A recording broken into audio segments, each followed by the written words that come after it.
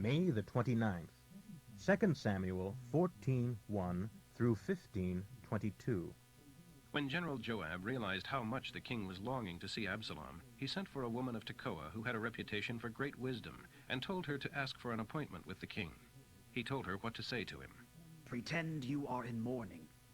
Wear mourning clothes and dishevel your hair as though you have been in deep sorrow for a long time. When the woman approached the king, she fell face downward on the floor in front of him and cried out, "O king, help me. What's the trouble? I am a widow, and my 2 sons had a fight out in the field. And since no one was there to part them, one of them was killed. Now the rest of the family is demanding that I surrender my other son to them, to be executed for murdering his brother. But if I do that, I will have no one left, and my husband's name will be destroyed from the face of the earth." Leave it with me. I'll see to it that no one touches him. "Oh, thank you, my lord. And I'll take the responsibility if you are criticized for helping me like this." Don't worry about that. If anyone objects, bring him to me. I can assure you he will never complain again. Please swear to me by God that you won't let anyone harm my son. I want no more bloodshed. I vow by God that not a hair of your son's head shall be disturbed. Please let me ask one more thing of you. Go ahead. Speak. Why don't you do as much for all the people of God as you have promised to do for me? You have convicted yourself in making this decision because you have refused to bring home your own banished son. All of us must die eventually. Our lives are like water that is poured out on the ground. It can't be gathered up again. But God will bless you with a longer life if you will find a way to bring your son back from his exile. But I have come to plead with you for my son, because my life and my son's life have been threatened. And I said to myself, perhaps the king will listen to me and rescue us from those who would end our existence in Israel. Yes, the king will give us peace again. I know that you are like the angel of God and can discern good from evil. May God be with you. I want to know one thing. Yes, my lord. Did Joab send you here? How can I deny it? Yes, Joab sent me and told me what to say. He did it in order to place the matter before you in a different light. But you are as wise as an angel of God, and you know everything that happens. So the king sent for Joab and told him, All right. Go and bring back Absalom. Joab fell to the ground before the king and blessed him and said, At last I know that you like me, for you have granted me this request. Then Joab went to Geshur and brought Absalom back to Jerusalem. He may go to his own quarters, but he must never come here. I refuse to see him. Now no one in Israel was such a handsome specimen of manhood as Absalom, and no one else received such praise. He cut his hair only once a year, and then only because it weighed 3 pounds and was too much of a load to carry around. He had 3 sons and 1 daughter, Tamar, who was a very beautiful girl. After Absalom had been in Jerusalem for 2 years and had not yet seen the king, he sent for Joab to ask him to intercede for him. But Joab wouldn't come. Absalom sent for him again, but again he refused to come. So Absalom said to his servants, Go and set fire to that barley field of Joab's next to mine. And they did. Then Joab came to Absalom and demanded, Why did your servants set my field on fire? Because I wanted you to ask the king why he brought me back from Geshur if he didn't intend to see me. I might as well have stayed there. Let me have an interview with the king. Then, if he finds that I'm guilty of murder, let him execute me. So Joab told the king what Absalom had said. Then at last David summoned Absalom, and he came and bowed low before the king, and David kissed him. Absalom then bought a magnificent chariot and chariot horses, and hired 50 footmen to run ahead of him. He got up early every morning and went out to the gate of the city, and when anyone came to bring a case to the king for trial, Absalom called him over and expressed interest in his problem. He would say, I can see that you are right in this matter. It's unfortunate that the king doesn't have anyone to assist him in hearing these cases. I surely wish I were the judge. Then anyone with a lawsuit could come to me, and I would give him justice. And when anyone came to bow to him, Absalom wouldn't let him, but shook his hand instead. So in this way Absalom stole the hearts of all the people of Israel.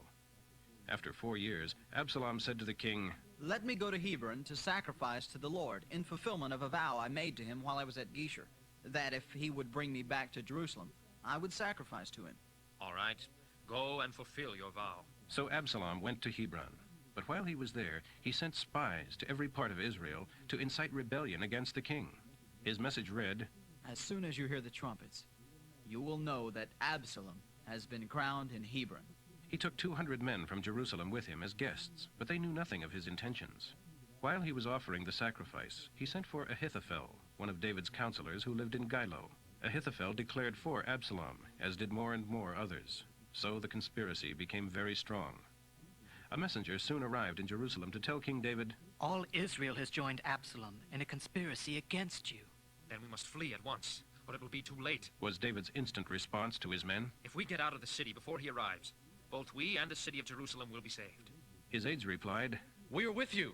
Do as you think best. So the king and his household set out at once. He left no one behind except 10 of his young wives to keep the palace in order. David paused at the edge of the city to let his troops move past him to lead the way, 600 Gittites who had come with him from Gath, and the Cherethites and Pelethites. But suddenly the king turned to Ittai, the captain of the 600 Gittites, and said to him, What are you doing here? Go on back with your men to Jerusalem, to your king, for you are a guest in Israel, a foreigner in exile. It seems but yesterday that you arrived, and now today, should I force you to wander with us who knows where? Go on back and take your troops with you, and may the Lord be merciful to you. But Ittai replied, I vow by God and by your own life that wherever you go, I will go, no matter what happens, whether it means life or death. All right, come with us. Then Ittai and his 600 men and their families went along. John 18, 1 through 24. After saying these things, Jesus crossed the Kidron ravine with his disciples and entered a grove of olive trees. Judas, the betrayer, knew this place, for Jesus had gone there many times with his disciples. The chief priests and Pharisees had given Judas a squad of soldiers and police to accompany him. Now, with blazing torches, lanterns, and weapons, they arrived at the olive grove. Jesus fully realized all that was going to happen to him. Stepping forward to meet them, he asked, Whom are you looking for? Jesus of Nazareth. I am he, Jesus said. And as he said it, they all fell backwards to the ground. Once more he asked them, Whom are you searching for? And again they replied, Jesus of Nazareth. I told you, I am he, Jesus said. And since I am the one you are after, let these others go. He did this to carry out the prophecy he had just made. I have not lost a single one of those you gave me. Then Simon Peter drew a sword and slashed off the right ear of Malchus, the high priest's servant. But Jesus said to Peter, Put your sword away. Shall I not drink from the cup the Father has given me? So the Jewish police, with the soldiers and their lieutenant, arrested Jesus and tied him. First they took him to Annas, the father-in-law of Caiaphas, the high priest that year. Caiaphas was the one who told the other Jewish leaders, Better that one should die for all. Simon Peter followed along behind, as did another of the disciples who was acquainted with the high priest. So that other disciple was permitted into the courtyard along with Jesus, while Peter stood outside the gate. Then the other disciple spoke to the girl watching at the gate, and she let Peter in. The girl asked Peter, Aren't you one of Jesus' disciples? No, I am not. The police and the household servants were standing around a fire they had made, for it was cold, and Peter stood there with them, warming himself. Inside, the high priest began asking Jesus about his followers and what he had been teaching them. Jesus replied, What I teach is widely known, for I have preached regularly in the synagogue and temple. I have been heard by all the Jewish leaders and teach nothing in private that I have not said in public. Why are you asking me this question? Ask those who heard me. You have some of them here. They know what I said. One of the soldiers standing there struck Jesus with his fist. Is that the way to answer the high priest? If I lied, prove it, Jesus replied. Should you hit a man for telling the truth? Then Annas sent Jesus bound to Caiaphas the high priest. Psalm 119, 96 through 112. Nothing is perfect except your words. Oh, how I love them. I think about them all day long. They make me wiser than my enemies, because they are my constant guide. Yes, wiser than my teachers, for I am ever thinking of your rules. They make me even wiser than the aged. I have refused to walk the paths of evil, for I will remain obedient to your word. No, I haven't turned away from what you taught me. Your words are sweeter than honey. And since only your rules can give me wisdom and understanding, no wonder I hate every false teaching. Your words are a flashlight to light the path ahead of me and keep me from stumbling. I've said it once and I'll say it again and again. I will obey these wonderful laws of yours.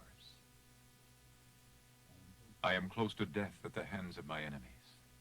Oh, give me back my life again, just as you promised me. Accept my grateful thanks and teach me your desires. My life hangs in the balance, but I will not give up obedience to your laws. The wicked have set their traps for me along your path, but I will not turn aside. Your laws are my joyous treasure forever. I am determined to obey you until I die. Proverbs for today, 16:8-9.